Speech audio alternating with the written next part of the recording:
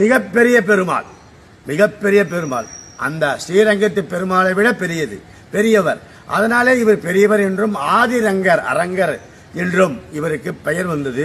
நீங்கள் பார்த்தீங்கன்னா மிக கம்பீரமான ஆதிசேஷன் சுவாமியினுடைய வலது கை திருக்கரத்தை, அபய திருக்கரத்தை, அபய அஸ்தத்தை கருடாழ்வார் யோக நிலையிலே கீழே அமர்ந்து அந்த வலது திருக்கரத்தை தாங்கியபடி, தன் தோளில் தாங்கியபடியே திருக்காட்சி.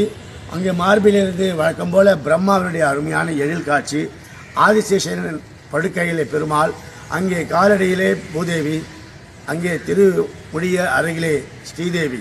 ஆகிய ஸ்ரீதேவி பூதேவி சமேதராய் அரங்கன் இங்கே பள்ளி கொண்டிருக்கின்றான். தாயார் அரங்கநாயகி.